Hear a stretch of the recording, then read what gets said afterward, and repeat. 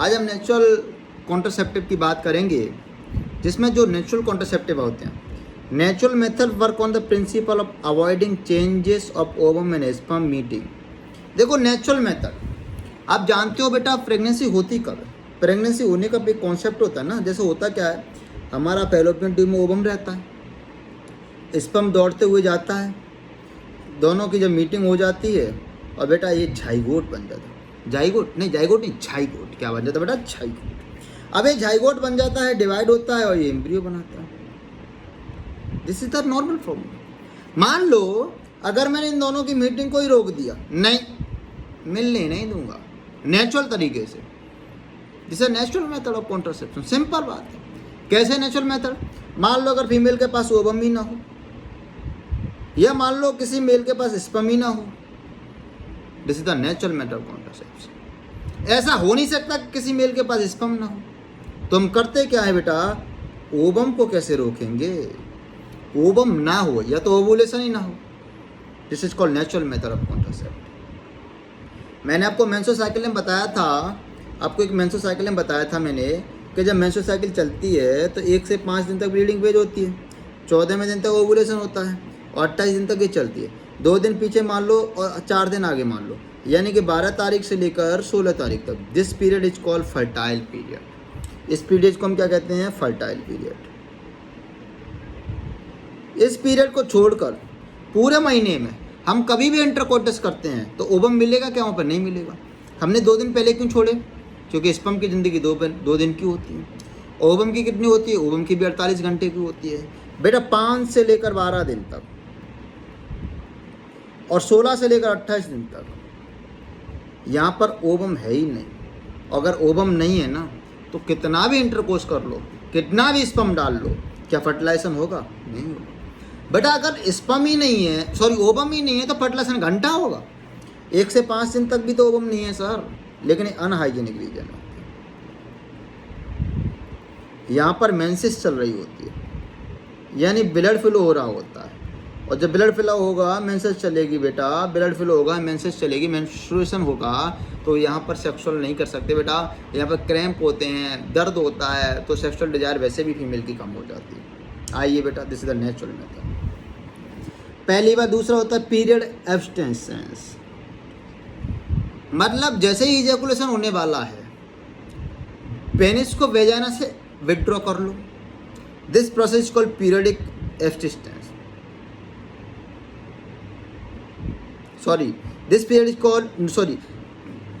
This is called coitus interruptus. जो हम बोल रहे हैं ना आपको पीरियडिक एब्स्टेंसेस, ये क्या है? मतलब ये पीरियडिक साइकिल में आप इस फर्टाइल पीरियड को छोड़ दो, इस के अलावा इस पीरियड को छोड़कर आप कहीं भी करो ना सेक्सुअल इंटरकोर्स, तो आप कर सकते हो, बस इस फर्टाइल पीरियड को छोड़ दो। आइए बेटा ध्यान से देखो।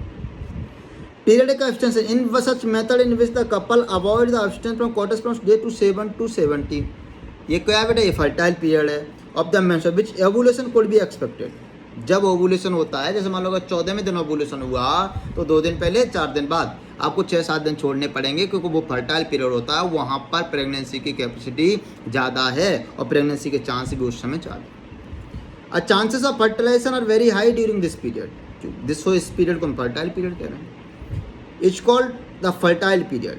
Therefore by the abstinence the coitus during this period, अगर मैं इस समय कोइटस को रोक दूँ, कॉन्सेप्शन बॉडी इज प्रिवेंटेड, मतलब इस समय अगर मैं प्रेगनेंसी को रोक दूँ, विड्रॉ और coitus interruptus is another method, तो हमारी प्रेगनेंसी रुक सकती है। मतलब कहने का मतलब है, अगर इस पीरियड में फर्टाइल पीरियड में अगर मैं इंटरकोर्स ना करूं, यानी कि वेजाइना के अंदर पेनिस को ना डालूं, यानी सीमन ना डालूं, यानी इंसेमिनेशन ना करूं, तो इस समय बेटा हमारी प्रेगनेंसी रुक सकती है। This method is called periodic abstinence. अगला बेटा कोइटस इंटरप्टस, क्या है इसका मतलब? इसका मतलब ये है जब इजैकुलेशन होने वाला हो, सीमन पेनिस से बाहर आने वाला हो, उस समय आपको वेजाइना में सीमन ना डालते हुए बॉडी से बाहर कर देना है, यानी कि वेजाइना से बाहर इजैकुलेट कर देना है। और भैया ना रहेगा बांस ना बजेगी बांसुरी। जब सीमन ही वेजाइना के अंदर इंसर्ट नहीं होगा, तो आप मुझे एक बात बताओ बेटा, जब सीमन ही वेजाइना के अंदर इंसर्ट नहीं हुआ, क्या स्पर्म जाएगा? और स्पर्म नहीं जाएगा, वो हमसे मुलाकात नहीं होगी, फर्टिलाइजेशन नहीं होगा, प्रेगनेंसी नहीं होगी। Coitus interruptus is another method in which the female partner withdraw his penis from the vagina just before ejaculation. समझ में आ गया? Such as avoid the insemination. यानी कि what is insemination? सीमन को वेजाना के अंदर डिलीवर कर देना इज कॉल्ड इंसेमिनेशन, और सीमन को बॉडी से बाहर निकाल देना other than वेजाना is called ejaculation. समझ गए? तीसरा आता है लैक्टेशन एंड एमनोरिया. आपने हॉस्पिटल में लिखा होगा बच्चा पैदा होने के बाद 6 महीने तक माँ अपने बच्चे को दूध पिलाती रहे, 6 महीने तक मम्मी अपने बच्चे को दूध पिलाए. This is called amenorrhoea. बच्चे को दूध पिलाना इज कॉल्ड एमनोरिया. एमनोरिया मतलब लॉस ऑफ मेंस्ट्रुअल साइकिल. बच्चे को दूध पिलाना इज कॉल्ड लैक्टेशन. यानी कि लैक्टेशन होने से लॉस ऑफ मेंस्ट्रुअल साइकिल हो जाती है. 6 महीने तक अगर रेगुलर अगर कोई मम्मी अपने बच्चे को मिल्क का फीडिंग करा रही है ना, तो उसके ब्लड में बेटा प्रोलैक्टिन हार्मोन बहुत ज़्यादा होता है. प्रोलैक्टिन हार्मोन निकलता है कहाँ से? एंटीरियर पिट्यूटरी से. और गोनाडोट्रोपिन एफएसएच कहाँ से निकलते हैं? एंटीरियर पिट्यूटरी से. इसका मतलब ये प्रोलैक्टिन हार्मोन का ब्लड में लेवल ज़्यादा होने की वजह से, प्रोलैक्टिन हार्मोन का ब्लड में लेवल ज़्यादा होने की वजह से, बड़े ध्यान से सुनिएगा, प्रोलैक्टिन हार्मोन का ब्लड में लेवल तो सेक्स हार्मोन कम हो जाएंगे, और सेक्स हार्मोन कम हो जाएंगे तो ओवुलेशन होगा ही नहीं. यानी कि ओवुलेशन नहीं होगा तो बेटा मेंस्ट्रुअल साइकिल भी नहीं चलेगी. अब मेंस्ट्रुअल साइकिल तो 6 महीने तक मेंस्ट्रुअल साइकिल बंद रहती है, इसे हम कहते हैं एमनोरिया. चूंकि वो लैक्टेशन की वजह से हो रहा है, तो this process called lactation amenorrhea. समझ में आया? Very good. Absence of menstruation यानी कि ब्लीडिंग नहीं हो गई, ब्लीडिंग ना होना, absence of menstruation is called lactation amenorrhea. Method is based on the fact the ovulation and therefore the cycle do not occur. Menstrual cycle ही नहीं चलेगी क्योंकि उसमें प्रोलैक्टिन हार्मोन ब्लड में ज़्यादा है, और प्रोलैक्टिन हार्मोन की वजह से, नेगेटिव फीडबैक की वजह से बेटा सेक्स हार्मोन कम हो जाएंगे. सेक्स हार्मोन कम, एस्ट्रोजन प्रोजेस्टेरोन कम हो जाएंगे तो ओवुलेशन होगा नहीं, ओवुलेशन होगा नहीं, ओवम निकलेगा नहीं, ओवम निकलेगा नहीं तो बेटा प्रेगनेंसी नहीं होगी. During the period of intense lactation following pasteurization. ये कब होगा? जब पास्चुरेशन होने के बाद, डिलीवरी होने के बाद, बेबी बाहर आने के बाद लगातार मम्मी को 6 महीने तक दूध पिला देना चाहिए. यानी बच्चे को ऐसा नहीं 4 दिन पिला दिया, 5वें दिन छोड़ दिया, है ना, 10 दिन छोड़ दिया, 15 दिन छोड़ दिया, बीच गैप, नो गैपिंग. कंटिन्यूस अगर कोई मदर फीडिंग कराती है अपने मिल्क का अपने बेबी को, तो उसके अंदर ब्लड के अंदर प्रोलैक्टिन हार्मोन का लेवल ज़्यादा होगा, और बेटा उस प्रोसेस को हम कहते हैं lactation amenorrhoea. Therefore the language the mother breast feed child fully, chance of conception are almost nil. यानी कि अगर वो लगातार बच्चे अपने 6 महीने दूध पिलाती है, उस समय कॉन्सेप्शन के चांस बहुत कम हो जाते हैं. This method has been reported to be effective only up to a maximum period of the 6 महीने फॉलोइंग पास्चुरेशन. ये सिर्फ 6 महीने तक ही है, इसके अलावा नहीं हो सकता. एज नो मेडिसिन और device are in this method. ये 3 मेथड मैंने बताए, periodic abstinence, coitus interruptus, lactation amenorrhea. इसमें ना तो कोई दवाई की ज़रूरत पड़ती, ना कोई बाहर से ज़रूरत, बस थोड़ी सी नॉलेज की ज़रूरत पड़ती. अगर कोई नर्स होगी, कोई मेडिकल स्टूडेंट होगा, कोई बायोलॉजी की स्टूडेंट हो, तो वो तो ये कर सकती है. तो वो तो जानती है कि सीमन के अंदर स्पर्म होते हैं, एजैकुलेशन होने वाला है, ज़रा इसको बाहर निकाल दो.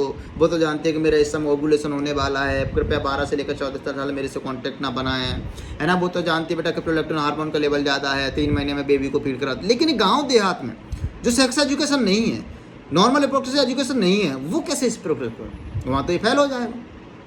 मान लो हमने किसी को सिखा भी दिया और वो भूल गई, उसने जाके ऐसे प्रेग्नेंट हो गई. यानी कि इन मेथड के बेटा फेलियर चांस बहुत ज़्यादा हैं. लेकिन साइड इफेक्ट क्योंकि पूरी तरह से नेचुरल है, साइड इफेक्ट बिल्कुल 0 बट्टा सन्नाटा है, लेकिन चांस फेलियर के सबसे ज़्यादा है. क्यों? Due to lack of knowledge.